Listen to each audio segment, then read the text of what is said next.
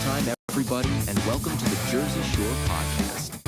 Today, we've got a packed show from breaking news to topics that will keep you informed. So please click the subscribe button to get notified of upcoming episodes. If you like what the Hammer talked about, then share the Jersey Shore Podcast to others. Damon also looks forward to your comments during this episode. Tonight's Jersey Shore Podcast starts now.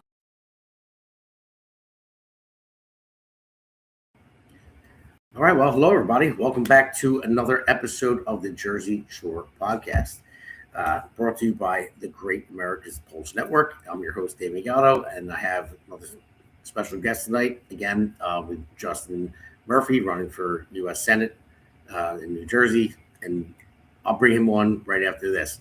I mean, you guys can see the breaking news going across the bottom. I mean, a lot of the stuff we're going to talk about in this segment is pretty much breaking news. In this episode, I'm sorry, breaking news, but today, we're going to call it straight. I mean, it's happening in Chicago. What's happening in Chicago is absolutely disgusting. I'm sure people have seen on the news. An 18-year-old oil student, gets brutally murdered by an illegal immigrant. And Mayor Brandon Johnson is out there pushing abolish ICE snowplow events, while J.B. Pritzker blames Trump instead of owning their sanctuary city failures. And by the way, New Jersey on Monday just codified us as a sanctuary state. It was an executive order, but now it's law that we are officially a sanctuary state that pays $7.3 billion a year for illegal immigrants. So just so everyone knows that. That's why we got to get out to vote.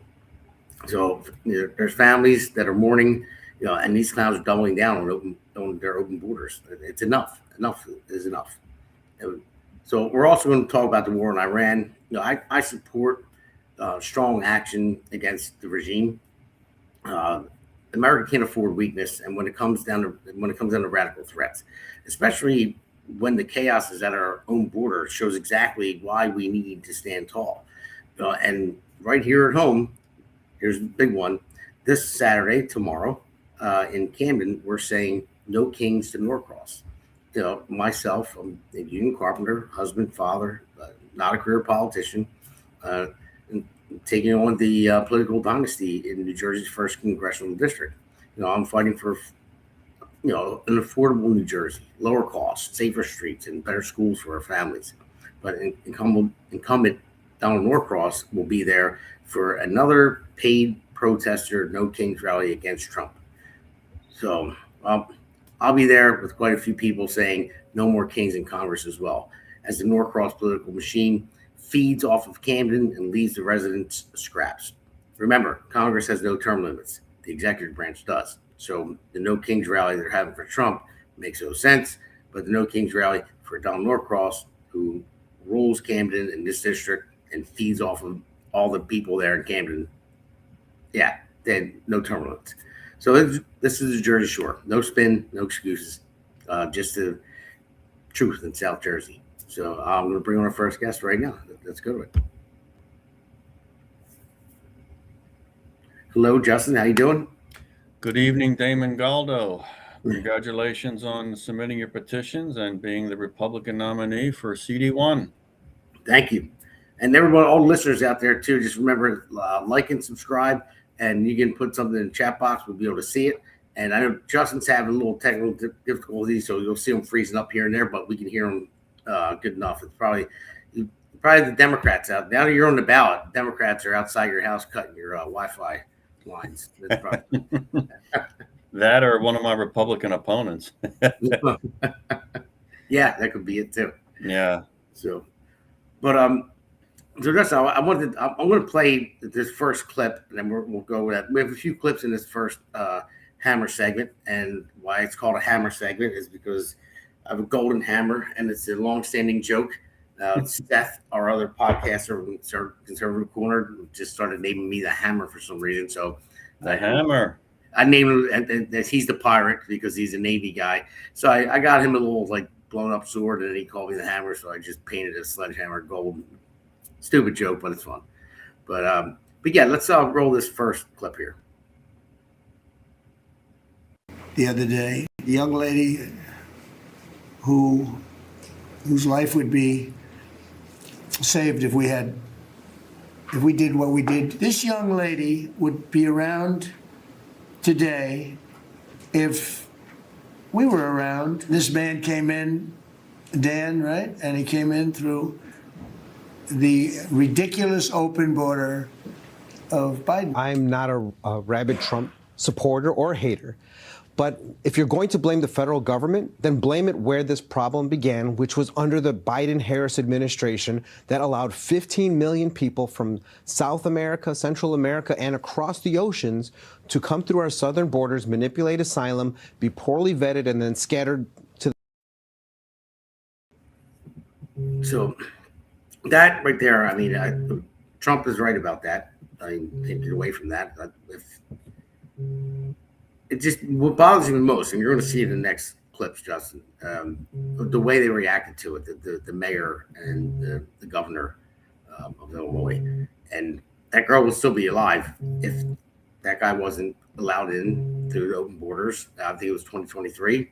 Mm-hmm. Came over the Biden era, and they released him. And for whatever reason, he just shot the girl in the back. She was with her friends. So, I mean, what at this point, Damon, what can you say?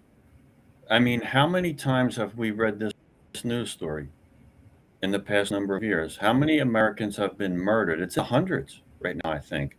And if you include the violent attacks, the rape, the assaults, the robbery, the theft, the violence inflicted, to include murder, you're into the thousands of American citizens that have incurred this type of hardship and disruption to their life, not to mention their families, at the hands of an illegal alien with a criminal history, probably deported, snuck back in. That has happened a number of times.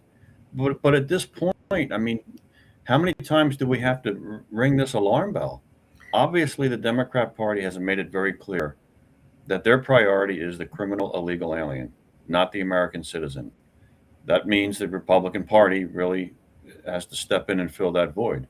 Because if it wasn't for the Republican Party going to bat for the American citizen and the crime victim, they would have no voice. They would have nobody ensuring that, government's first responsibility is to protect its citizens, their physical safety. And there's obviously the complete breakdown in the Biden era. There's a lot of residue from that 4-year open border, and it's going to take years to get this mess cleaned up. I mean, right now, I think DHS has reported that 3 million illegal aliens have been deported or self-deported. We have another million that have deportation orders that have to be tracked down and deported. I mean, but just how many times do we have to hear this in the news that an American citizen, and usually it's a young female, young women raped, assault, brutalized, murdered, stalked, shot, stabbed, strangled to death. I mean, how many times do we have to go through this? It's a rallying cry for the American people, but I mean, it has to manifest itself politically, where the American people look very clearly and say, the Democrat Party is the party of the criminal illegal alien. The Republican Party is the party of a secure border, legal immigration, citizenship, rule of law, and safe streets. And so those are the points that really have to be developed so that this issue, that's a tragedy after tragedy after tragic event, can manifest itself politically to a remedy. And that is, we cannot go back. First thing is we have to make sure that we win this November. We cannot go back to the days of an open border. We see what that's bringing us. But the Republican Party needs to be on offense, and I plan to be on offense. I know you do also, to make sure this is a very well-known issue and put the Democrats on notice and hold their feet to the fire. How do you defend this? How do you defend this? And it's indefensible. Well, how do we defend it is to get people out to vote. Get these, because it really pisses me off. These scumbags, I'm going to say, they need to get out of office. People need to get out there and vote. Yeah. And we really need to do that, because that is the way our system works. I mean, you can't just go and then remove them by hand. You have to go at the ballot box. That's the way it is. And we need people to care about these things and get out to vote. And I want to show you another clip here. And I mean, it's disgusting. Let's roll the next one. I guess, take in all that you all have been waiting for. This moment is finally here. The snowplow with the most votes, most entries, abolish ICE. Thank you very much. Hold on, I want to get a chance to marvel myself. All right. Now, Justin, that was less than a week after that young girl was shot in the back of the head by an illegal immigrant, and he's still saying abolish ICE, and he wants to marvel at his new ICE remover snowplow. What is wrong with that man? Damon, first of all, would you have ever thought possible that the people of Chicago would elect a mayor worse than Lori Lightfoot, and they found a way to do it with this guy? But it's indicative. It does show you what that party has become. They have become a dysfunctional, detached from reality cesspool of hate, anger, bitterness, and they're aware of what these crime victims go. They're aware this girl was shot. They're aware that one was stabbed. They're aware that one was raped, but they think it's worth it for multiculturalism and diversity, and they just think it's worth it. It's something we have to put up with as a country to get to whatever utopian they're trying to take us to. And for votes. For votes, it's the next generation of voters. It's to never, under any circumstance, find common ground with Donald Trump. That's absolutely illegal in the Democrat Party. That's something that the Democrat base will not permit a single elected Democrat to do. Find common ground with the Republicans and Donald Trump and work to get some things done. Now, John Fetterman is the only one that's been vocal enough and brave enough to do that. And you know what's going to happen to him. He'll have a primary challenge, maybe more than one opponent, and the next time he's up for election, which I think might be 28, but he'll have one. Just for trying to be a statesman and doing the right thing and doing the right thing for Pennsylvania, the state he represents, and the country. But this is what this party has become so broken down. The really fascinating thing is, as dysfunctional as Democrats are, as violent, militant, hate-filled, Trump derangement syndrome, I mean, as nuts as they have become, off the rail train wreck, and they are, you have to wonder, how are they even viable as a political party in this country? They should be banished to the wind. I mean, it's kind of insane. It's not like when you hear this, it's like, oh, that's the fringe of the Democrat Party. No, that's the rank and file base of the Democrat Party, which is now getting elected officials from the Democrat Party to echo all these points. That's why you have the Rashida Tlaibs, the Ilhan Omars, the Presleys, the Jasmine Crockett's. I mean, this is how they're getting elected. AOCs. And it's amazing when you watch the deterioration of that party. Now, it really has to manifest itself politically, where they start losing elections en masse to put a stop to it. Either they'll wither away on the vine, which I hope they do, or they would be able to change direction, move to the center a little bit, and be a little more reasonable. But as of right now, that party's been hijacked by a bunch of deranged lunatics.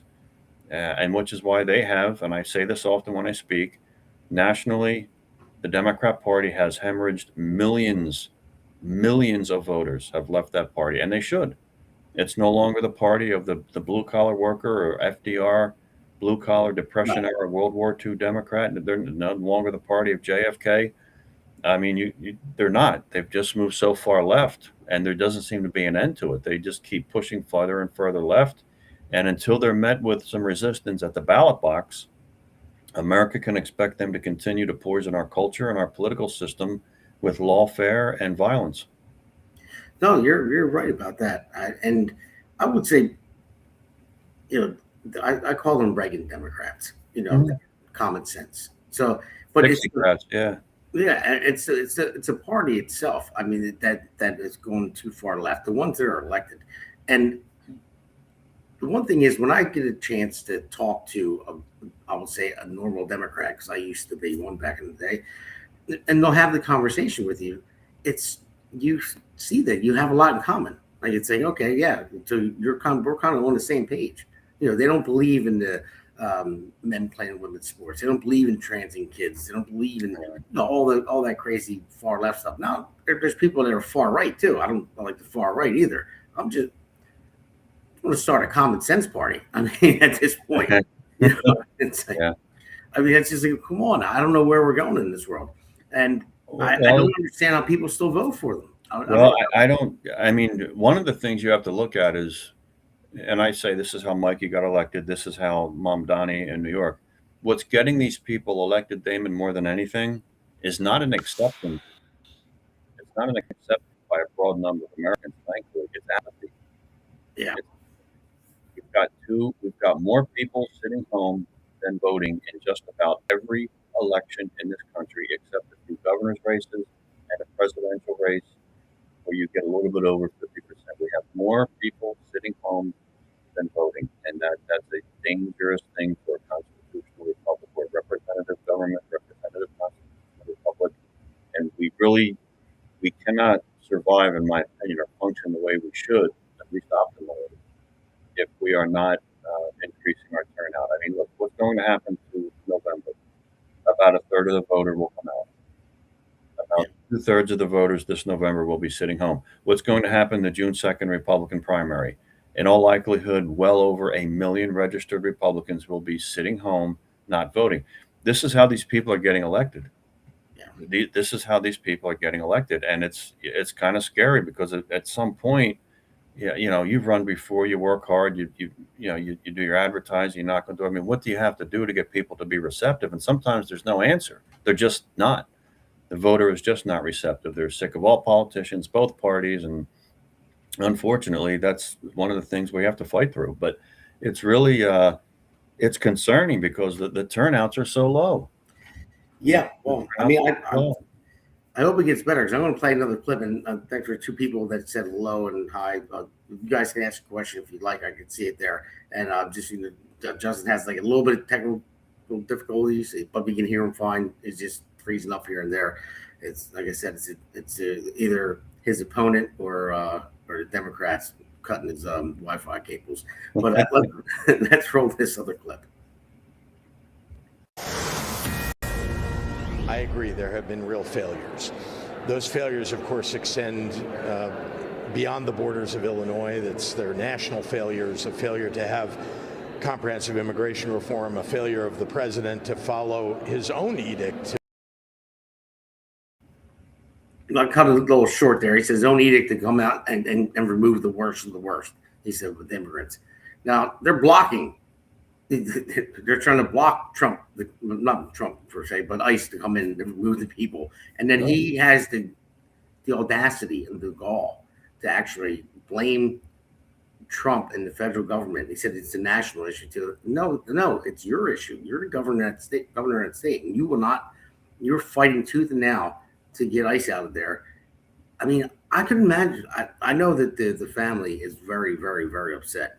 I mean, not just obviously because the tragedy of their daughter, but they're upset with Pritzker and Johnson as well. And I could, if I was the father of that daughter and I heard one of them say that, I don't know how I would react, to be honest with you. Well, look, I mean, it's one Democrat politician letting the country down after another. I mean, if Governor Pritzker was serious, and he's not, about reducing crime and dealing with the immigration problem where he could do it at the state level, there's Section 287G of the INA, the Immigration Nationality Act, okay, where local and state law enforcement can basically be deputized to enforce federal immigration law working with the federal government. But what does one Democrat governor do after another?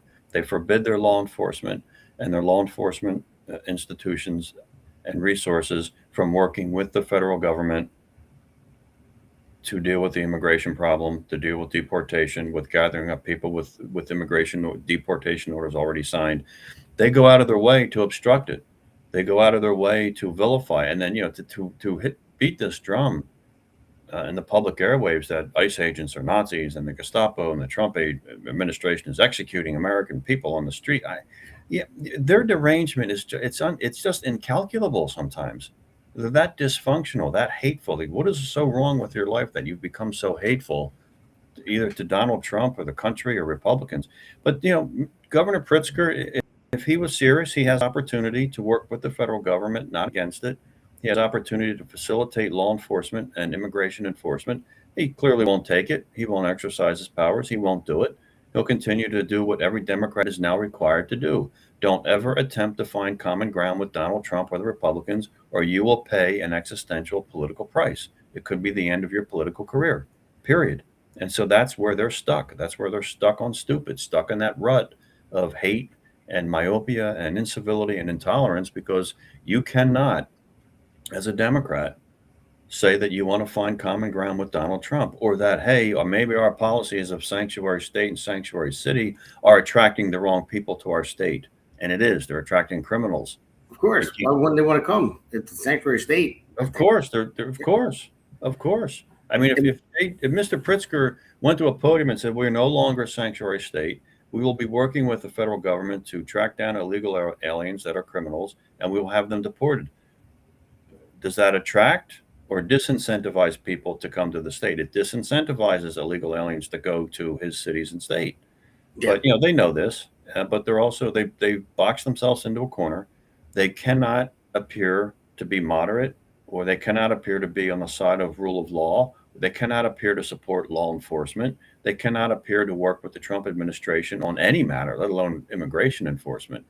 And this is what we're stuck with. These communities are at risk. The quality of life, it drops through the floor. It's in the gutter. People are not safe, and these innocent lives. And it's mostly young women. So I'm waiting for Code Pink any minute now to jump into the debate. It's mostly young women. I'm waiting for the feminists to. Yeah, they should. Where are they? Where are they? Yeah, Where are they? I don't know, but I just see this Kevin just put something up there. Said, I guess meant you back Trump, just asking before I decide to stay or move on. So it's up to you if you want to stay or move on. I back any president, my president all the time. It doesn't matter the president. If you want to know if I agree with most of his policies, if I voted for him, yes, I do. Do I disagree with him on other things? Yes, I do. But I'm Damon Galdo. This is Justin Murphy. We're not Donald Trump. We're just Republicans. So I've never met the man, don't know him, but I agree with majority. When I vote for somebody, when I have a Kamala and a Trump, and I mean, come on, it was an easy one. I mean, if I agree with 60% of what that candidate policies are, then obviously it's a numbers game for me. That's all I'm going to vote for, and especially when I have two choices. So that's your answer, Kevin. So you're saying what you would like or not, but yeah, I back every president. Did I like Biden? No, I didn't like him. So yeah. So I don't like Biden at all, but he still I respected him even though he was half dead the whole time. But at least Joe was, Damon, I'm wondering, I'm really wondering. Obviously, there was a cabal. There was a group of people that were collectively running the White House. Biden could not do it. He was not cognitively sharp enough to be able to do that. Oh, I'm wondering if these people said to him, Joe, the border's secure. We got everything taken care of. I'm serious. And I think he bought it. Maybe he believed these people who knew they were lying to him, and he would go out there and parrot whatever they say. I mean, I'm serious. He kept saying we need Congress to close the border. Like, no. Which, no, we don't. We know that now. We know that's not true. Yeah, exactly. So I know, man. That was a rough 4 years. So, but I like what Trump's doing right now. I mean, there's some things I disagree with always. Sometimes I'm like a little bit, but he's a character, so he is. And, there's some things that he, even with Iran, we're going to get into that. So, you know what? I want to play one more clip, and then we're going to take a break. I just want to show you some more stuff, and we'll take a break after that clip. And we're going to talk about peace through strength in the next Hammer segment. Anything to avoid calling a killer a killer. To add further insult, Alderwoman Maria Hadden implied it was the victim's fault for being in the wrong. I don't know what happened to that clip. Wrong place at the wrong time. It's all, and here's Democrats, the victim's fault. That's your Democrat Party message today. That's the soundbite. That's the talking point. You were in the wrong place at the wrong time. Not that the illegal alien was in the wrong country at the wrong time. He shouldn't have been here, but blame the victim. Yeah, and then the Loyola School newspaper, they actually put out a newsletter where she attended that school, and they said an illegal immigrant, and she was killed by an illegal immigrant. They retracted it and apologized for calling for using that term. Yeah, this Yeah.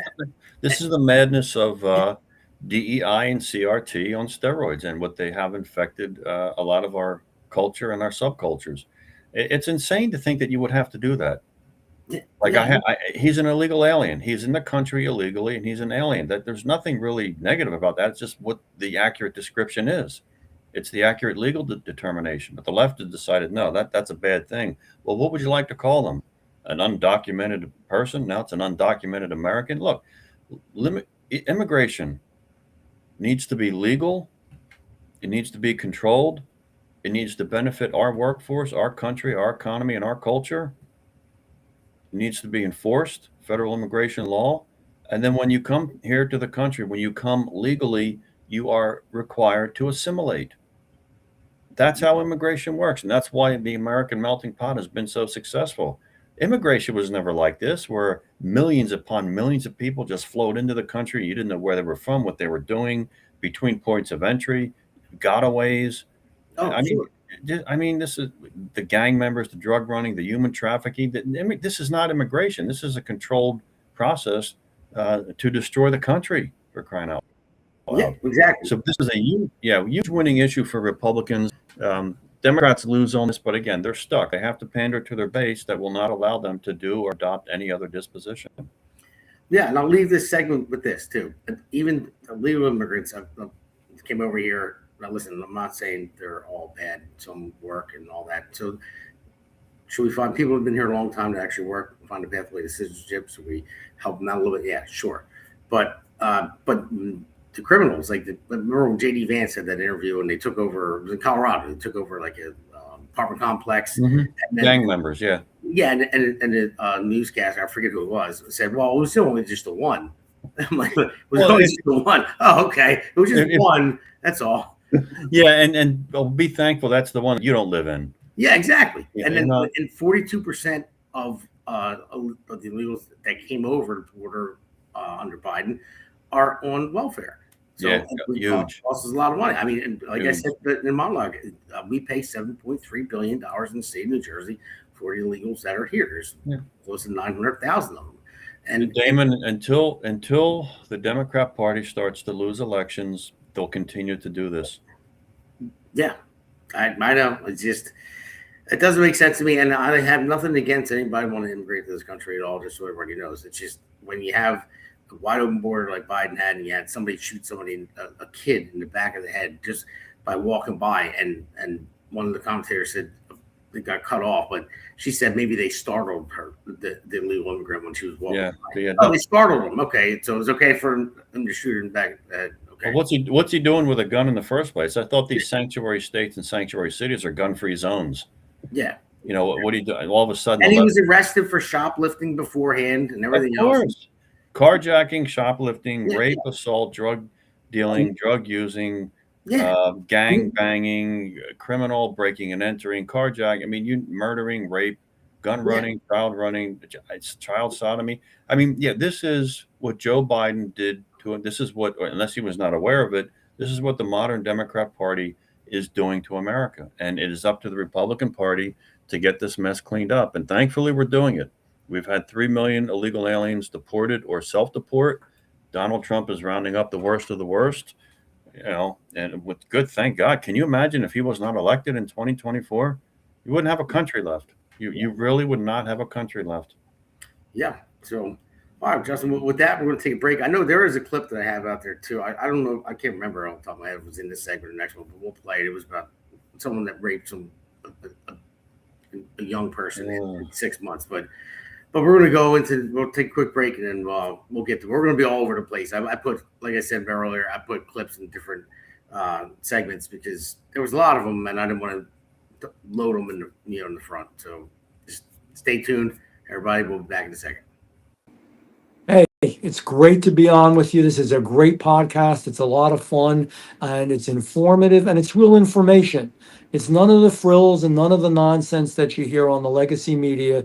Just telling the story of what's happening right now. It's what I do with my newsletter that I get out to anybody who wants to see it. It's what you're doing with this podcast. America needs to know what the real deal is, and you're the real deal. Well, that was very nice from Jeff Van Drew. It was a great interview. Jeff he actually gave me like a 32-minute interview. I wasn't expecting that, but he's a great guy. He's District 2 in New Jersey. And so I like that little plug he gave me. It was nice. Sure. It was great. It was a great interview, man. He's a regular guy down to earth. Like, he'll talk to anybody.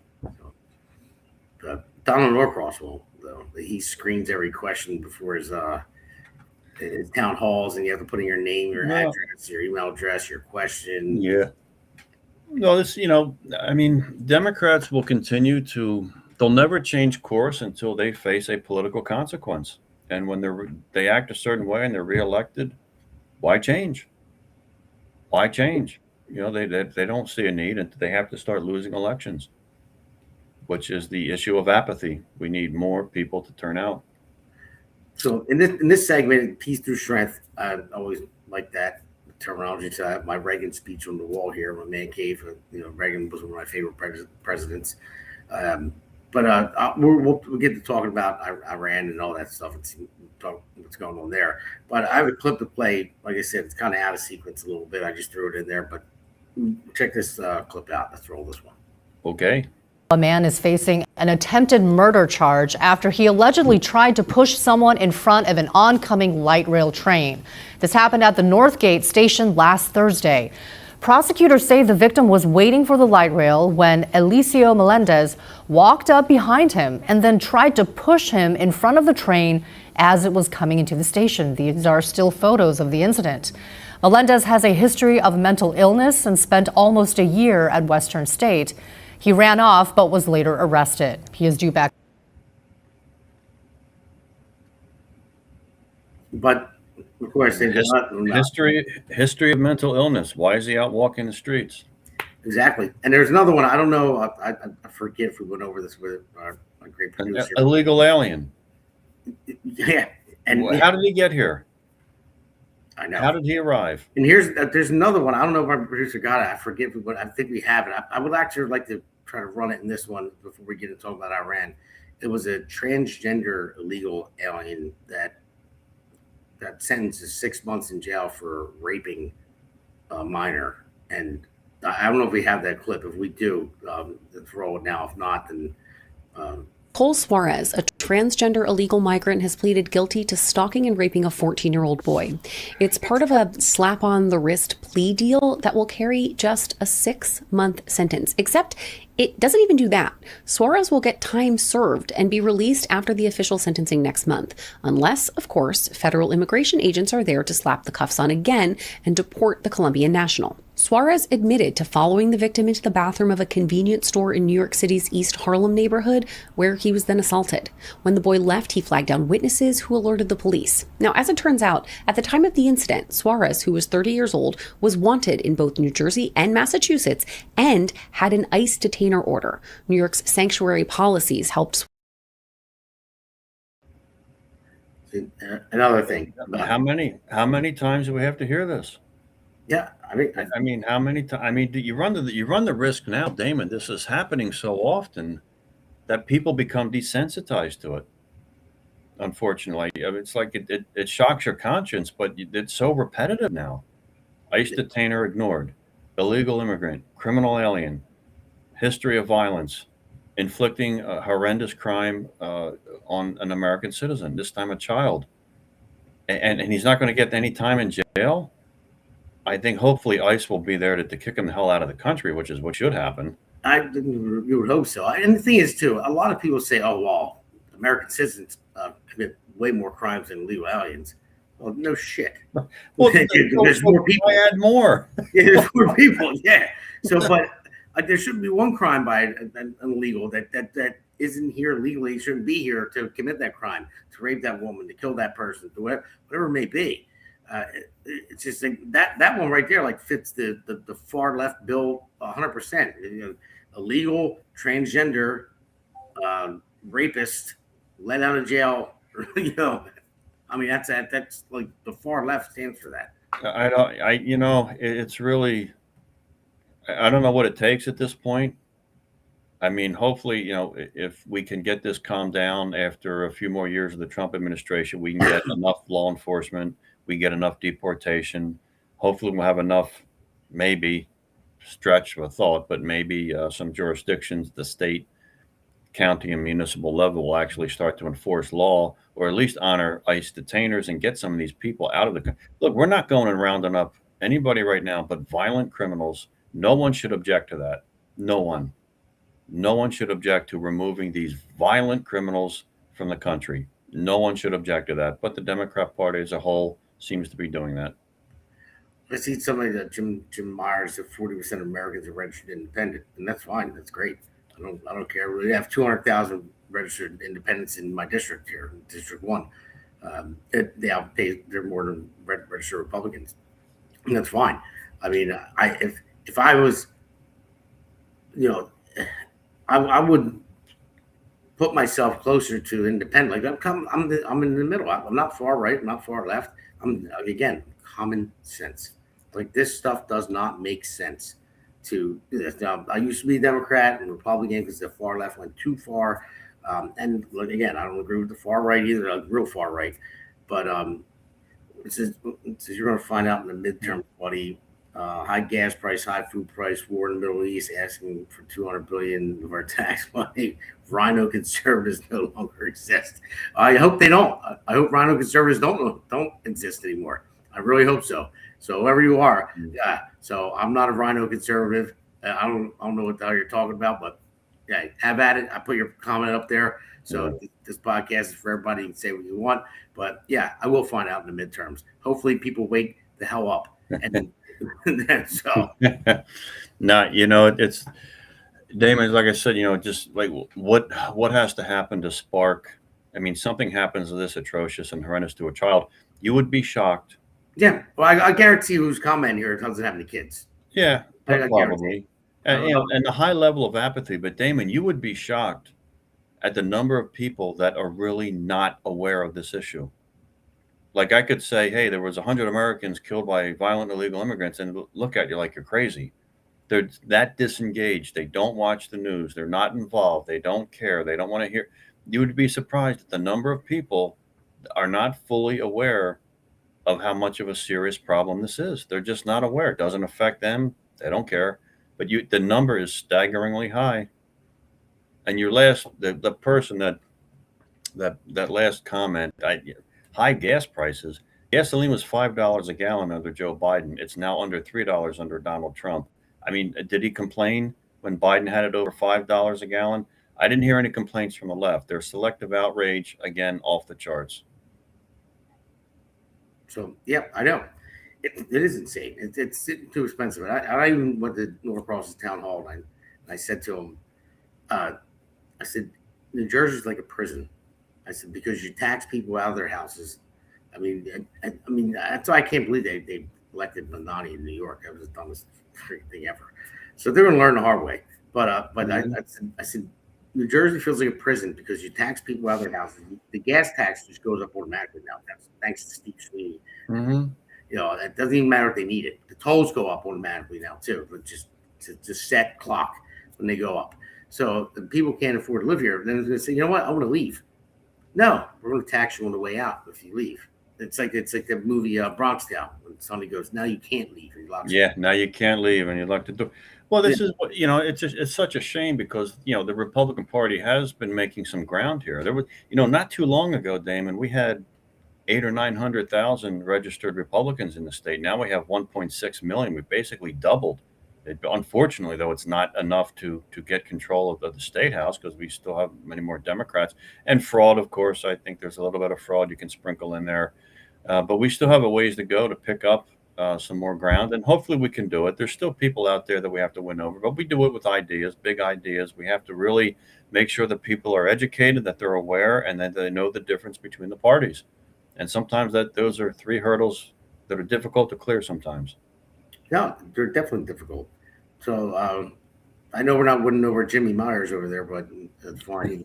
He can keep running with it. What do you say? High food prices? Well, here's the fact. Joe Biden's administration gave us not only an open border and declining wages, but a 40-year high 9% inflation rate, 8% interest rates. Now, where is it? A secure border, rising wages for the American people, a 2.4% inflation rate, and interest rates around 6%, 2 full points lower, making home ownership more affordable to more Americans. I mean, I'm looking at the left. I'm thinking, they either lack honesty or they just can't see clearly the economy was in much more worse shape under Biden. I mean, you talk about food prices being high. What were they under 9% inflation? Yeah. They're 2.4 now. The cost of housing with an 8% interest rate. How about at 6? Like what, are they that detached, or they know that enough people are that they would believe a soundbite when they hear it? And that's always a problem. Sure. An educated voter can be your best friend, but we have some low information voters out there. Yeah, there's one right now, I would say, that I'm seeing. But anyway, I want to talk about Iran, like how we were with the war in Iran. Now, listen, of course, Donald Trump was the no war president. He was trying to stop wars. But then when I look at it, listen, I do support what we're doing in Iran because they can't have a nuke. I mean, anyone that screams death to America constantly, and they're trying to build a nuclear weapon, and it's a radical. Listen, I'm not saying anything about Muslims, but radical anybody, radical white nationalist, radical Muslim, radical whatever it may be. If you're radical and it's tied to a religion too, to where you think I'm going to die and live with whatever it is, 72 virgins or something like that, and they 72 virgins, yeah, paradise. That's dangerous. I wouldn't want them to have a nuclear weapon, so I'm okay with it, and just as long as I know boots are on the ground now, minimum. As long as it ends very soon, and I think it's going to, and I think it will help the United States. It chokes off China with their oil, and Russia as well. So it's a tactical move for us against our enemies. But I don't know. What are your thoughts? I fully support this 1,000%. It's long overdue. It should have been done decades ago. As a young boy in the Navy, I sat in that Persian Gulf at age 19 in 1985 on a destroyer to monitor the Iran-Iraq war. And it's a very dangerous part of the world, always has been. So our thoughts and prayers are always with our military that are engaged over in that part of the world. But this is long overdue. I mean, again, if you look at the left, they can't bring themselves to take the side of Trump and America. They're allergic to it. They just won't do it. This should have been done a long time ago. It's not the Iranian people, it's the government. It's the mullahs that have hijacked that country. Our young people miss a lot of this picture that, since November of 1979, when they overran our embassy, it was one of the first salvos of radical Islamic terror waging war in America. They overran our embassy in Tehran. They held 52 Americans hostage for 444 straight days. And every day since the November of 79 takeover, Damon, Iran has done nothing except export destabilizing the Middle East, war, terror, murder, oppression, tyranny, assassination, threats. I mean, you have to understand their mindset with their sect of Islam is that they are looking possibly themselves to usher in a cataclysmic event to bring back the 12th Imam. Well, no thanks to that, pal. I'll take a pass on that one. But this is the mindset you're dealing with. They don't value life; they value death, and they've slaughtered hundreds of thousands of their own people. They've caused more death in the Middle East than you could shake a stick at. They have founded, organized, trained, funded, and planned for their proxies that do nothing but wage war throughout the world. Houthis, Southern Kingdom of the Arabian Peninsula, Hamas. Even though they're a Sunni group, Hezbollah, the Party of God, Shiite in Lebanon, and they have agents in our country. We know that they've crossed Biden's open border. They've threatened to assassinate. They tried to assassinate Donald Trump. They threatened to kill him again. I mean, they're an unstable train wreck of demonic hell, And for anyone to not see that, they need to be removed from power. They cannot stay. They're too close to obtaining a nuclear weapon. If they get a nuclear weapon, they will use it, whether they have a delivery system that's sophisticated like an ICBM, or they can tip a Shahab missile. They can tip this a Shahab missile with nuclear weapon. They could float it they could launch it off a seagoing vessel that's around 200 foot in length. They could float it off that ship off the coast of North America. They could launch the nuclear-tipped Shahab 3 missile. That thing detonates 300 miles over the North American continent, and there's your electromagnetic pulse attack that would literally collapse Western civilization. These people will use a nuclear weapon if they get it, or they can use a dirty bomb through a proxy. I mean, to me, they got too close, to be honest with you. It should have been done decades ago. They have contributed nothing to civilization and nothing to this world except hate, anger, war, oppression, tyranny, murder, assassination, and terrorism. Yeah, and Trump actually brought it up in the late 80s. He talked about Iran. He's consistent. He was consistent all the way through. And I don't know, maybe another president had the guts to do it, but I think it needed to be done. And I keep looking at this Myers guy. He's making me laugh. He's talking about cult, Socialist Republic. Listen, I'm going to give you a little bit of time here because it's funny. Your TDS is like unbelievable. So no, Damon, if you look at this problem, now this really is the policy of escalation to de-escalate. If you want a stable Middle East, if you want a much more manageable Middle East, if you want a more peaceful world, you have to take out the mullahs in Iran. They are the world's #1 state sponsor of terror. If you really want to get to the root of the problem, anything else, you're putting a Band-Aid on it. You want to get to the root of the problem, you knock out the mullahs in Tehran, you'll have a much more stable and peaceful world, especially in the Middle East.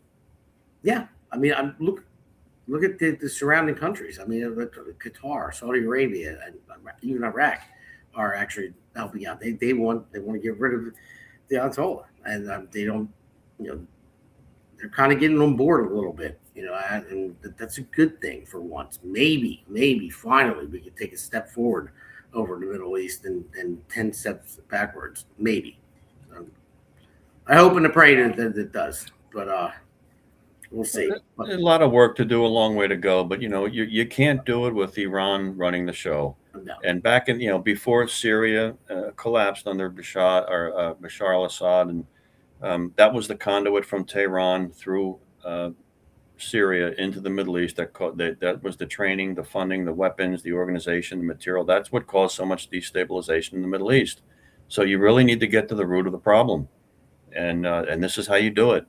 It's difficult. It's a heavy lift, but if you want to cut off, nip it in the bud, you want to rip it out by its roots, rip it up out of the ground by its roots. This is what you have to do. This is leadership. This is tough. It's leadership, but it should be done.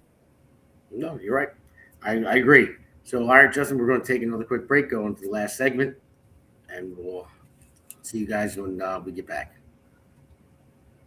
America's Pulse Network. The mainstream media is bought and paid for. The truth is twisted to fit their agenda. But America is waking up. Because podcasts are the future for trusted media. Welcome to the America's Pulse Network. It is a network built by patriots that upholds the Constitution. But America's Pulse Network stands for God, truth, and the America First movement. There is no corporate propaganda, no government spin, just real news, real talk, and real voices fighting for faith, freedom, and the future of this great nation with common sense. Here are some of America's Pulse Network podcasts. Alexandra Levine Live, hosted by Alexandra Levine. Jersey Shore Podcast, hosted by Damon Galdo. The Conservative Corner, hosted by Seth Eisenberg. The New Jersey State House Watch, hosted by Jack Brangan and Constance Detzel. APN's The Pulse is moderated by either Alexandra, Damon, Elena, or Seth. Also tune into America's Pulse Network on the following social media platforms: X, Rumble, Truth Social, Parler, Facebook, YouTube, and Spotify. Join the revolution because the pulse of America beats for God and country. America's Pulse Network is for faith, family, freedom, and truth. So, all right, welcome back to Hammer 4. This is No Kings Norcrosss. So, trust, as you know, there have No Kings protests again throughout the country and throughout this state. And there's one in Kansas City tomorrow. It's going to be at 5th and Market. I'll show everyone the flyer at the end. There's a little different song ending I'm going to have at the after this podcast, so stay tuned for that. But it'll be 5th and Market, Roosevelt Park, and Don Norcross is going to be there with the paid protesters. Now, I'm going to tell you how I know they're paid. It is ran by Cooper River Indivisible. Now, I would just say Cooper Hospital. Norcross's brother George is he's a chairman of that board there, and I went to a Tesla protest back in March with our producer and I, Damon. It's the man behind the curtain there. We went to interview people because they were disrupting all kinds of stuff. I just want to know, hey, why are you here? Why are you disrupting dealerships? So I pulled over and I parked, and then I saw these buses pulling up, and people were the first person off was somebody with like a high vis, like a vest on, just like this, like a very bright yellow, like the construction workers. And all the people get off the bus. They get off all the bus. They have a leader for every bus team, and they start walking up to the dealership. And I just happened to mingle in with the crowd. And when I did, they were handing out literature and stuff like that, saying, telling people what to do as far as call Trump a fascist, Elon Musk a fascist, and all that. And then I found that they had a voucher, and the voucher said, Tesla protester, make sure you go to Cooper River Indivisible, pick up your $250 check. So that's what it was for. Mm-hmm. So they're paid to go there. They're paid. Look, we know this now. Money coming from Soros and Neville Singham. The left, this is a planned, organized, funded, trained. Chinese call it social disintegration. They're in on it too. Yes, they are. And this is they're trying to destroy the country. They're fomenting violence, and this is under the guise of activism. I just posted on this the other day, Damon, from a Fox News digital investigation that really traces all this money back to the same culprits and suspects. This is an organized, trained, planned effort to really try to culturally destabilize America. Yeah, I hear you there. So, so they're funded tomorrow, so they're going to be there all day, and I'm going to go there, and we're going to have like an that kind of protest, for No Kings Norcross protest. That's what it's going to be. Because, like I said before in the monologue, there's no term limits in Congress. So Norcross has been in Congress since 2014. He's been in multiple offices since 2010. And so he's been there for a while. Now, you're going to protest No Kings Donald Norcross. Donald Trump. But he gets termed out in 3 years. So he's not going to be a king. It's stupid. It's silly. It doesn't make any sense. So I don't know. Hopefully people show up tomorrow. So I'm asking people to show up and come there. I'm going to go there and got some good stuff that, for Mr. Norcross that's going to be there, my opponent. Well, you hope so. I mean, the people that go in support of you or the obvious are not paid. Oh, no. I got to beg them, just like begging Republicans to come out to vote. It's tough. There's, being engaged, civics, as a matter of civics, Damien, it's hard. People need to be motivated for it. They need to have time to do it, the energy for it, the focus, the consistency. It's tough to continually, fight back. And this is something the left is planning on, that people are just tired and become worn down and then just stay on the sidelines and be quiet. And this is where we just have to equal and then exceed their intensity. The left is very, I said this before, like going back to the governor's race last year when people asked me what I thought if Jack Ciattarelli had a chance to win. And I said, I will tell you this, the Democrat Party has attached a real sense of urgency to these midterm elections and to last year's governor's race because they did so poorly in November of 24. And their sense of urgency is that they hate Donald Trump. That's their message. But it's a motivator for their base. It doesn't really get them independent and undeclared voters, unaffiliated. They don't need them in New Jersey because they have enough registered Democrats. If they just get their base out, it's very difficult for us to win. But they attach a real sense of urgency with this, where not only do they need to stop Donald Trump, but they see it as an opportunity to potentially impeach him yet again for a third time and obstruct his administration, which is what they will do. Now, hopefully, come November, that will not happen. But time will tell. It always does. Yeah, I know. The main thing is getting the message out there. That's why we do this podcast. Why we have the network. The mainstream media doesn't do the job. But no, if anything, they parrot them. I mean, the coverage of this girl shot in Chicago is really, if you look at ABC, CBS, NBC, it's a matter of seconds, minutes, if not seconds. They just pay no attention to the story because it clashes with their narrative. It builds, it reinforces what Donald Trump has been saying, that we have a problem in this country with violent, illegal immigrants running around, inflicting pain and horror and misery on American citizens, and it needs to be dealt with. And they in no way, shape, or form will ever support that. So they ignore it, which is why I said to you earlier, you would be shocked at the number of people that were really not even aware that the border was a crisis last year. Not even aware. And it's unbelievable. I mean, how many New Jerseyans were not even aware that their assembly representatives were up for election last November? How many New Jerseyans could tell you who their assembly representatives are? It's a staggering level of and degree of apathy that is very dangerous. Yeah. We need high rates of participation. One good thing is I know a lot of the schools now are going to start bringing civics back. I just read that recently, which is great, to teach the kids that so they know actually what it entails and how important it is actually. Because a lot of the younger people than generation growing up, I'll be honest, being myself, I'm 44 now. When I was in my 20s, I couldn't name and anybody. I could name the president. That was about it. And the mayor of Philadelphia.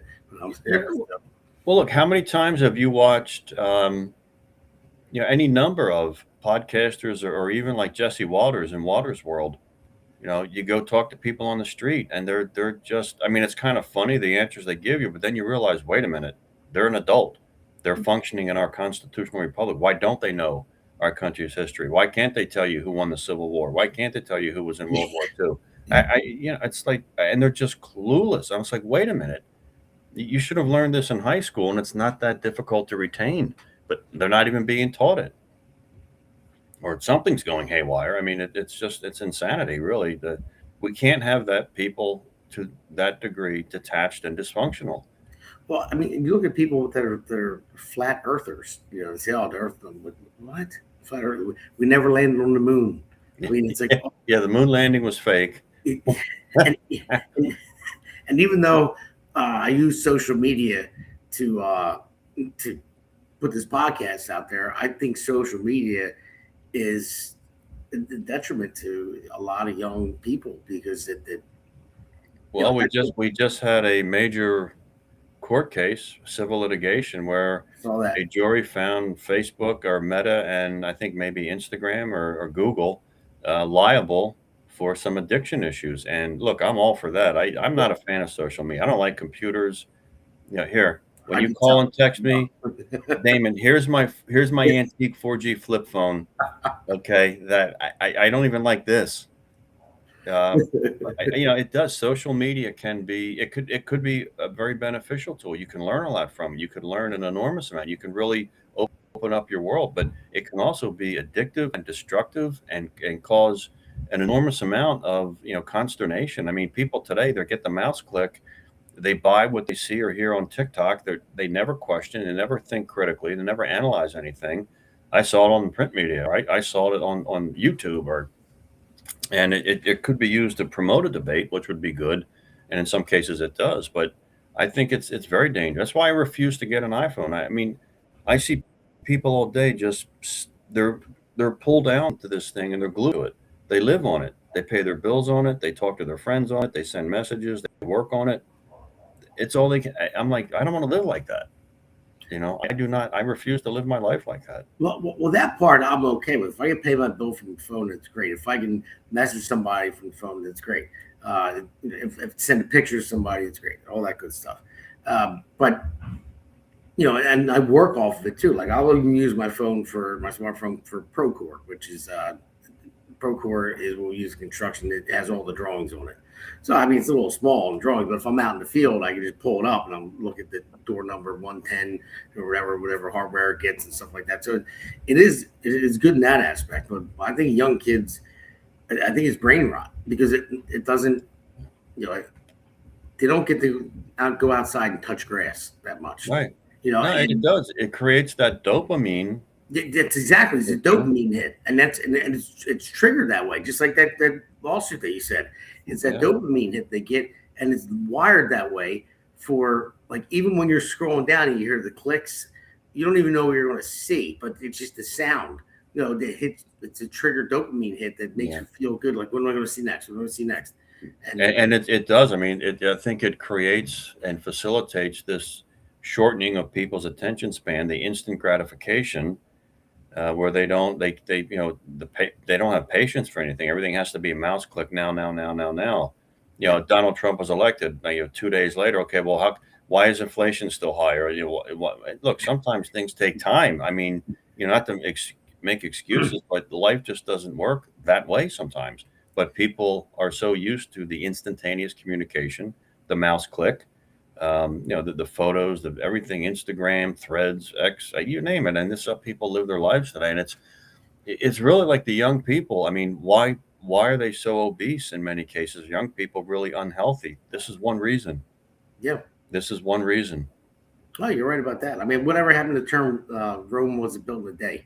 And they just want that instant gratification, and this is a big deal with the younger generation, even people my age. I'm in my 40s, 44 years old. A lot of people are so used to it. And I'll be honest with you, me, myself, if I were to leave my phone at home, I have before, and I'm like lost for the day. I'm like, but I get a million phone calls from work, and then my wife can't call me, and then, I can't get a text, or whatever it may be. But it is a tool. It's a great tool. And I would say that we're used to it enough to where we do need it to function in certain aspects of life with jobs and everything else. But I think they should, no more lawsuits or whatever, because even though I'll go this way first. I think they should have a ban, just like they have for like buying cigarettes or alcohol, whatever. 18 years old, not allowed on social media until you're 18. But how do you enforce that? I mean, you can't. It'll be so tough. They'll make it on fake. But it's more on the parent. The parent needs to do that. Like my children, are 12 and 7, and they're not on social media at all. Now my daughter has a phone, but she has it because she walks to school. It's right down the street, and I have Life 360, so it tracks her. It lets me know when she gets to school, when she's back. No, it's more for safety stuff, and then she does friends stuff like that. But Damon, I think about when I grew up as a kid, I could walk the streets till it was dark, or I could run around the woods here, and my mother had no idea where I was, and I would come home basically at a decent hour, and I think back about it like, wow. But I see it today. We've got so many issues with children and abduction and trafficking. You can't live like that now, unfortunately. Yeah, I know. There's just too much going on. I have cameras outside my house and everything else. We've had threats before, especially when we try to get in the public eye too, as well. And it worries me about the kids. But I talk to them a lot and go over it. But it's all about parenting. So that's why they don't have a social media account or anything like that. My son wants to be a YouTuber. I'm like, Wants to be a what? A YouTuber. YouTuber. Yeah, have a YouTube account, like because he watches kids YouTube. And he said, I could be a YouTuber. I'm like, yeah, okay, pump the brakes, buddy. I said, go outside. Yeah, go outside and play, get some sunshine, and touch some grass, and I got him into sports and all that. So, and he likes baseball, street hockey, he plays. My daughter, same thing. She plays multiple sports as well. But you have to have the human interaction, and a lot of it. Absolutely, and the physical aspect too. I mean, if you're sedentary all day, you will be obese. Not to mention the diet's not good, and Starbucks. I mean, you drink a Starbucks drink, you know how much sugar is in. Look, I have a sweet tooth. I'm the first to tell you, but I bought a Shamrock Shake about 5 years ago. For just being a Murphy, I was driving by McDonald's. I said, "Let me get a green Shamrock Shake. I'm a Murphy. I deserve one." And it was pretty good. And I went home and I looked online, McDonald's, the ingredients for a Shamrock Shake. Damon, if you ate an entire pint of Haagen-Dazs ice cream or Ben & Jerry's, the pints, you would ingest about 80 grams of sugar. This Shamrock Shake, the large one that I got, had over 120 grams of sugar. Wow. Nuclear blast. I'm like, whoa. So Starbucks drinks, same thing. All the whipped cream and everything. It's and not to mention, I don't think the caffeine is good for anybody. It's an addictive drug. Yeah. So, you look at the health of children. This is why I'm very happy that Donald Trump has elevated to a national discussion and cabinet level the discussion of this country's health, because it's long overdue. We're not as healthy as we should be. Our food supply is junked up, and our kids are not healthy. There's a large number of kids coming out of high school that do not qualify for military service because they're in such bad shape physically. Yeah, you're right about that. Bad. So, I see that Joan in 1972. I believe that's Seth. He says hammer. So, yeah, there goes Seth. There for you. But yeah. So, anyway, just because we got to wrap it up here. So we're going to go into segment 4 in just a minute, and that's just going to be a quick segment to go over a few things. We're going to do Patriot and Loser of the Week. But I just want to say tomorrow there is that event in Camden, and it'll play after this. And so you guys can see it. And as many people as can to show up, because Donald Norcross, I mean, he is. Listen, Doc, I'm not going to slander anybody or anything, but his brothers were indicted 3 times. His family was for tax dollars that came in for somehow went through the firm and for racketeering. But they beat it 3 times. I'm just saying there's questions. You don't get indicted that many times if there's no evidence to bring forward. You know what I mean? So his brother was a very powerful chairman. And if you look at the Gural tapes, Gural, the Gural tapes, there was a story that ran in the Courier Post. It was a series of stories in the Courier Post run by Alan Gunther some years ago called the Gural tapes, Gural, the Gural tapes. And you see in there the corruption in that particular organization in that particular county with those particular people, and how bad it is. Yeah, and Camden City has been hurting for years. You would think somebody might come up with an idea. Let's try something different. Yeah, it's been what, 60, 70 years they've been trying to build Camden up, and then just corruption after corruption. I'm really moving about the one mayor. John said Fredo. I called Norcross Fredo from the brother because he's the dumb brother. Didn't make it. Fredo. But he's still a congressman though. But his brother's got him into that. No, that's the district. I just thought it was a joke. So anybody with a D next to their name will win that seat. Yeah. Well, not this time. Not this time. Yeah, this time we'll do it different. Hopefully, we'll get a change there, and we'll get people out, and we can get some people who are unaffiliated to take some interest in these seats and races. And the uphill climb that is. Yeah, just have to get to the people. He has. the amount of money he has is like 2.3 million in his treasury account already, and only 1% of his donations come from small dollar donations from people. The rest come from PACs. My own damn union won't even back me. I pay into the political action committee, and so I'm actually funding my opponent right now. So I sent him a letter, and I said I'm not paying him anymore. I'm not funding my own opponent, because I should be able to get money, but they're backing him, and that's the carpenters union. But not every union is that way. The carpenters do back Republicans, but in different areas. Operating engineers, it depends. But my union backs Norcross because he's got such a stronghold around here. It's the most powerful family in the state, and I mean they're big. So I'm going up against the juggernaut. But I'll tell you what, somebody has to do it. So if it's no one else is going to do it, I'll do it. And this is in Vegas. I didn't come to lose. So, well, like I said, it's an uphill battle for everybody. I think the only really safe, Chris Smith and Van Drew are probably pretty safe. Even Tom Kaine is going to have a tough time.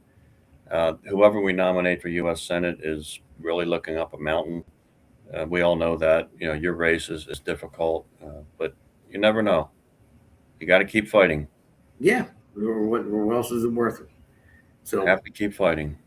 So everybody, you'll see the flyer at the end of this, but we're going to take a quick break. We'll go to segment 4, to quick loser and Patriot of the Week award.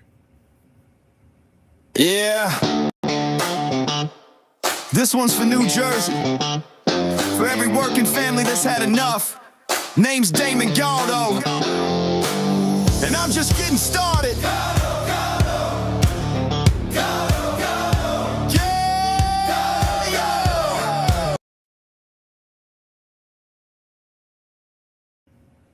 All right, everybody, we're back to quick segment 4, well, Hammer 4, because that's watching, so I got to call it Hammer.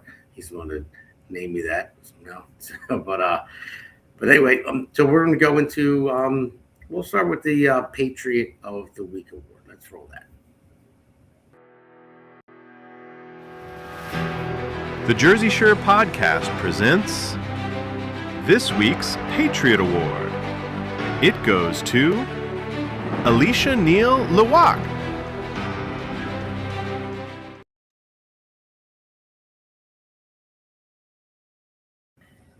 That's Alicia Neal. You know Alicia, Camden County, Woodford. So she figured, and she's doing a lot of good things out there. So I figured she should get the Patriot of the Week award. She works hard for the Republican Party. So gave that to her. I let her know. So hopefully she's watching. If not, she can catch it later. They are the Federated Women of Camden County, Republican Federated Women. Fantastic group. It was great to be there last night. And always a good show. And they do work hard. They're dedicated. They're unwavering. Big plus. Yeah, for sure. And I did miss like a couple clips, but it doesn't matter. One of them I was going to put up there earlier when you mentioned Fetterman can tackle his own party. He's under fire because you guys can look it up. It's a Facebook post that he put out there. He was hammering people because people in Philadelphia, my hometown where I'm from, because they're all nuts out there now. They were cheering our server. There it is. Yeah. So it's slamming his own party after left-wing protesters in Philadelphia were caught on camera celebrating the deaths of U.S. service members in Iran. He said it's truly appalling. He said these assholes chanting for the death of our service members. Fetterman said, "Where's the damn outrage and condemnation?" So I'll give it to him. And listen, he's a Reagan Democrat. I would say he's common sense. Now, I agree with all of his policies and what he wants to do, but I personally, and I don't think the American people, the ones that are tuning in, I don't expect anything else from the left. These are paid protesters. They're pro-Palestinian. They're pro-Islamic radicalism. They're pro whatever else they can be, but they're anti-American. They're anti-Trump. They're anti-capitalism, anti-white people. They're anti-men. They're anti-free markets. They're anti-conservative. They're anti-Republican. They're anti-American. I mean, it's anti-law enforcement, anti-ICE. This is what they do. I mean, to stand and say that it's so despicable. And this is what the Republican Party really needs to step up and point this out and say, this is the America the left wants you to live in. This is what you need to be in a voting booth this November and this June 2nd. And we just have to keep pushing until we can get the breakthrough where we get an increase in turnout. But we've got to start connecting this. Like the RNC should be running ads in major media markets across the country with things like this and saying, this is your contemporary Democrat Party, calling and cheering and celebrating the death of American servicemen. This is the left. Period. Then that is absolutely disgusting. I mean, that is horrible. It's despicable. Reprehensible. Yeah, I know. I just can't believe it. And thank God. You know what, Damon? The grandparents of those punks in Philadelphia were the ones throwing bags of urine at Vietnam veterans when they come home. It probably runs in the family. You know, I mean, you want to protest peacefully, but to celebrate the death of an American soldier is, but it's the left. I know. I just can't wrap my head around it because I mean, most normal people can't, not capable. But. No, and one thing I can't wrap my head around. Well, we have a left wing media source here, the New Jersey Globe, and so I'm just saying this now because the loser week is coming up right now. Somebody that put it out. So now I am on the ballot. They had until 4:00 today to challenge the petition. So, but on one of their podcasts, and then followed up with an article saying that Norcross is going to challenge my petition, and I'll be removed from being on the ballot when I had more than enough signatures. But did he challenge you? No. Okay. No. So, but because I even if he did, I would have heard now. By now, I would have because I talked to them. They called me about the slogans for the counties, and I just asked a question about the challenges after I saw the article and saw their podcast, the Globe, and they said no one challenged you. They said, well, you'll know by 5:00. We'll contact you, and no, we did. So guess what? I'm still on the ballot. So right. This to the loser of the week, New Jersey Globe. Oh.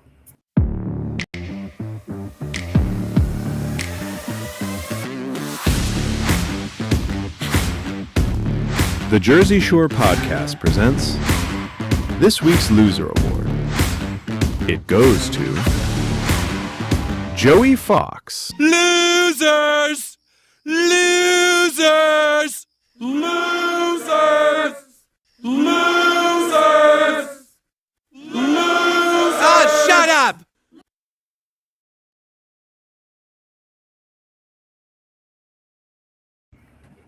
So there you go, Joe, and you'll be receiving a text from me shortly, just to let you know I'm still on the ballot, buddy. So, was he calling for a challenge to your petition? Yeah, we were calling for a challenge. They did a podcast about it, and I forget the other guy's name. He was a moderator for the gubernatorial debates. I can't remember the name off the top of my head. Like I said, I'm horrible with names. But yeah, they're both talking about. There were 4 of them on the podcast, and then the next day he puts an article out there saying, well, Norcross is going to do this, and then he won't be off the ballot. I'm like, all right, well, how much do you want him to do it? I mean, really? Can you stay like a little in the middle and not be so biased? But whatever. So, Joe, you're the loser of the week. Sorry, buddy. So, this is what it is. But so, all right, right from here, I want to talk about this event for Pennies in Action that's coming up. Oh, great. When? It's coming up on the 18th, April 18th, but this one's in Malvern, PA. Oh, okay. So it's a little bit far from Jersey. I mean, like 40 minutes from here where I'm at. But it's Pennies in Action is very important. It's so far it has saved my sister's life. It saved for breast cancer. Wow. And they raised money for this immunotherapy. It's and it's a new treatment. It's not out there yet, but it's just like in its primary stages and trial stages. But it has been working. They've been curing stage 4 cancer, which was never curable before, and it seemed to be working for my sister. And thank God, blessing. Good to know. Steve DiOrio, thank you, Steve, for introducing me to that. So anybody who wants to donate to that or go to the event, this one's in Malvern, but there's another one again, like a few months later, in Vineland, New Jersey as well. But anything you guys can do to donate towards that, I will pick that over donating towards my campaign. I do need you to donate towards my campaign, but I will if you want to do that first, I'll take that, no problem, because it's saving people's lives. So now we're going to go into the candidates real quick. So I wonder who this one's going to be. Oh, whoa! So hope he wins. You want to talk? You want to talk about this guy and tell people where they can find you? Well, we're running for U.S. Senate on June 2nd. Republican Party will nominate someone to run against Cory Booker. I hope that's me, the nominee. We're going to bring a lot of conservative principles, inspire people to vote for us, and stop letting Democrats define us. We'll be on offense very optimistically. We had a good first year under Donald Trump. We're going to have a great year this year, and we will espouse and expound what has been good about the Trump administration and where we're taking all the right steps to protect the country and make sure that the American citizens are secure and that we have parental rights at our forefront, medical freedom, economic security, economic opportunity. You can find me, look at my Senate pledge, Jersey Justin, number 4, Senate.org, Jersey Justin for Senate.org. We hope to see you there. You can check out my Senate pledge. And if you are inclined, we'd love to have you volunteer and help us put together neighborhood coffee, make a small donation, get us a couple books of stamps. We'll keep mail going out. However you can help us. Look us up on our website. So, all right. Well, who's this guy? Oh man, even better. Damon. Is that the Ben Franklin Bridge that you built? Yeah, I didn't build that one. I wasn't alive yet. I think that was built in the Depression, 1930s, I think. Yeah, I don't even know when it was. I've never even looked it up. I know it's a long time ago. That's a Philadelphia fixture. Yes, it is. We need to get Damon elected. Damon, I always say this, and a new generation of Americans serving in Washington. We keep sending the same recycled career politicians back. It never works for us. No, you're absolutely right about that. So that's me, guys. At votedamongaldo.com. Like I said, if you can click on that donate button, you go in there. My opponent already has $2.3 million in his treasury account. I have like $2.3. A little bit more than that, but not that, but close to it. So, but anyway, if you go to the website, and also I just linked an apparel to my website as well. So it'll take you to. You won't leave the website, but it'll take you to Printify, and I have shirts and hoodies and I'll have hats in there soon. And basically everything that you buy from there, I'll get like 10% towards my campaign. So whatever the cost of it is, 10% goes towards my campaign. So, and plus, you look good in wearing the Built by Working Hands T-shirt or hoodie, and Damon Galdo for Congress. So, but thank you all for listening, and people are watching. So let's go to the next one. All right, that's Van Drew. Everyone loves Van Drew. Like, I don't know anybody that says anything bad about him. He's a great congressman. He's the most down-to-earth person I ever met. So and he'll talk to anybody. That's what's great about him. And his policies are awesome, and he'll go the extra mile. So that's Jeff there. You can look him up. He's awesome. So we go to the next one. Jason Cullen, he's the man. Jason, I talked to him a lot. He's been on the podcast a couple times. He's run the 3. And so I like Jason a lot. He has some opponents, and some of his opponents I do like too. But I'm friendly with. But I've been working with Jason for a while, and I think he's the best candidate. So go with Jason is awesome. I can't wait till he's on the next time. You mentioned Chris Smith earlier too. There's Chris Smith there. So I haven't spoken to him personally, but you go on the platform to see what he's about and all that stuff. So next one. Hillary Herzig. We were just talked to her up in Trenton. She's awesome. And she's a fighter. I like her a lot. So that's Hillary. She's running in 6. So the next one. And then you talked about Tom King Jr. as well. They say we might have a little bit of a tough run but I think he's going to get by it. So but Tom is a good guy. I don't know him personally. I've met him once, but go on the platform and see what he's about, and you'll understand. So next one, Tiffany Burst. We talked to her as well on that Zoom call. She's awesome. She's fighting hard. So Tiffany, you go on her platform, look at everyone that comes up in here. Just go to their platform. Like, take your time to go to their website, and everything's on there. You'll see what they're about, see what they stand for. Yeah, she's running up in the 9th up in North Jersey, I guess, right? Yeah, she did 9. 9th district. Mm-hmm. And then we have next one here. We have Carmen Bucco. Again, I don't know him personally, but I seen his platform and what he's about. I like him, so I'm putting him up here. Then we have Joe Hathaway. He's running it. I think it's the special election in April. April 16th, I think it is. Yeah. This is for the seat that Mikey Sherrill vacated to take over the governor's mansion. Mm-hmm. So I hope we can steal this seat. I hope that we can. Yeah, I hope so too. So everybody, that's an important seat, especially it's going to be in April, this election, District 11. He gets that. That might pave the way for some more Republicans to get elected. So, and then we have Greg Millet here. Greg's a great guy. Love him to death. So he's probably on a Zoom call right now because I've seen a couple texts go by asking why I'm not on it. I guess they don't realize I'm on the podcast. But no, Greg's a good guy. He's running the 12. He's got a hard race too. Sure. Yeah, the 12. And Greg, don't worry. I gave Joey Fox the loser of the week if you watch this because I know he was trashing you as well. Yeah. So, but all right. Well, Justin, thank you very much. We got a different song. Usually we play the one song on the way out, but I made up a different one just for tomorrow's event. So hopefully everyone comes out to that. As many people as possible. Remember, 11 a.m. to 4 p.m., 5th and Market in Camden, Roosevelt Park.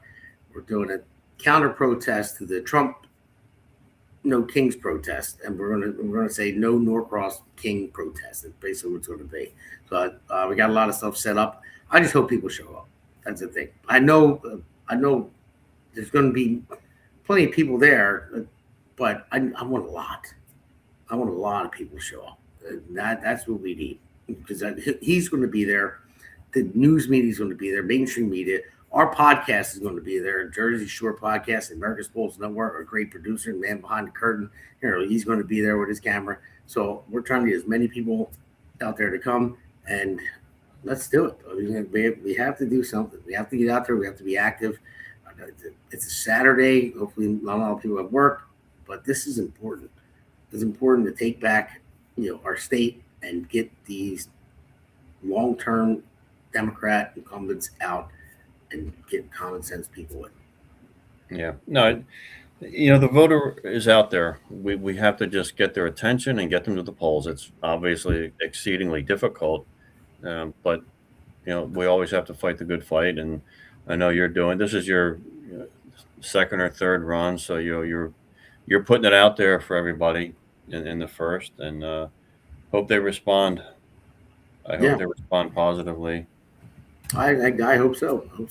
But you never know. I mean, I just keep pushing and try to get the message out there. And I know you have been doing it. I mean, hell, you had a hell of a time with your signatures going up and down the state. 2,500 you'd get. So. Yeah, as of now, Damon, I can report I don't detect any challenges to me. I haven't seen anything come through. I'll check my emails again. I don't have any calls. So that's I think we're okay. I'll feel better Sunday or Monday morning, but everything seems okay. True. I don't detect any challenges in my petitions, so as of yet. You would have heard by now from what I was told. So yeah, I think so. So there, I guess we'll be on the ballot. We're going to run hard. We're going to be up in Somerset County campaigning tomorrow, which is good to always be up North Jersey. And we've already been knocking on doors in Camden County, Burlington County, Ocean County, We'll be doing obviously a lot more. Gloucester County, we've got a great ground game down there with Frank Cibatoni. He's a fantastic field director. Can't ask for any more. And so we'll give it the best shove that we got. It's a competitive primary, so we'll see what happens. Yeah, and then just want to put it out there. The flyer, I don't have the flyer yet, but Ann was putting together at Long Branch. So you probably know about already. May 2nd. May 2nd, Long Branch. I'm confirmed. I will be there. Yeah, so I will have the flyer on the podcast and the next time. She's getting it together now, so I just want to throw it out there. So, all right, everybody, thank you for tuning in. Thank you for listening. I really appreciate it. And let's get our state back, please. Damon, yeah, thank you for having me on. It's always great, and we'll talk to you soon. It's my pleasure, buddy. Thank you for coming on. All right, take care. Right, sign off. No Kings in Camden. No Kings protest. Damon Galdo in the building. 3rd time's the charm. South Jersey, we done with the crown. Let's go. Yo, down in Camden where the block still scarred. Norcrosss machine got the city on lock. Playing God, tax credits to the family. Insiders get the bag while the real workers grind and the rent still drag. Donald Talk Union, waved the flag real proud, but his hands never bled, never swung, no hammer loud. Me, Damon Galdo, construction on my back, sweat in my boots, dirt under the nails. Facts. Philadelphia raised across the river, moved to West Deptford. Now it's time to deliver. Jersey Shore podcast in the cut. 3rd time running NJ1. I ain't giving up. They laugh at the outsider. Say I got no chance, but the machine been exposed. Time for the people stance. You can wear the jacket, flash the union pin, but we see the game, we ain't buying. Streets talk real, bars stay lit. South Jersey know it's time to flip the script. No Kings, no Kings. In Camden Town, South Jersey machine getting shut down. Front, you ain't royalty. Damon Galdo coming for that seat. This our sovereignty. No Kings, no Kings. We break the chain. Machine run quiet, but we bring the pain. You can claim the trade, but the sweat ain't yours. Real worker rising. Damon Galdo roars. No King. South Jersey machine. Headline screen racketeering, waterfront deals in the dark. Norcrosss name ring like a king on the park. Brother pull strings, same last name in the game. Dynasty politics, all the same. They say we saved Camden, ain't it all clean, but the block's still hungry, the truth in between. I'm the one who built it, hammer in my hand. Now some suited puppet with a family, playing from the Delaware shore to the Philly line. Damon Galdo for Congress, it's our time. No more crowns, no more backroom kings. We the people rise and let the church bells ring. Protest in Camden, signs high, fists up. No Kings banner, Damon got the people's trust. Working hands built this, blood, sweat, and tears. Damon in the fight, no more wasted years. No Kings, no Kings. In Camden Town, South Jersey machine getting shut down. Donald Norcrosss, you ain't royalty. Damon Galdo coming for that seat, this our sovereignty. No Kings, no Kings. We break the chain. Machine run quiet, but we bring the pain. You can claim the trade, but the sweat ain't yours. Real worker rising. Damon Galdo roars. No Kings. South Jersey machine. No Kings. South Jersey machine. No Kings. South Jersey machine. No Kings. South Jersey machine. No Kings. Machine. Running quiet behind the scenes. No Kings. But Damon Galdo woke the streets. No more Kings in these New Jersey dreams. Donald, step back. The crown don't fit. Construction man coming bit by bit. No Kings. Damon Galdo. No Kings. No Kings. In Camden Town, South Jersey machine getting shut down. Donald Norcrosss, your time is done. Damon Galdo for Congress, we the only ones. No Kings. We break the chain.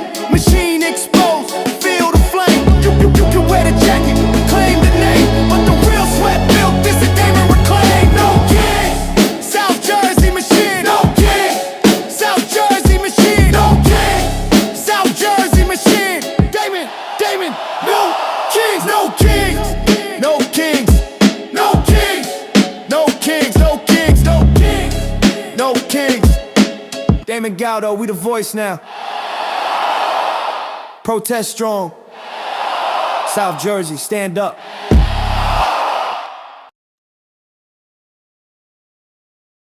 The Hammer thanks you for watching tonight's Jersey Shore podcast. See you at the next packed show, from breaking news to topics that will keep you informed. So please click the subscribe button to get notified of upcoming episodes. If you like what the Hammer talked about, then share the Jersey Shore podcast to others. Damon also looks forward to seeing you on the next episode.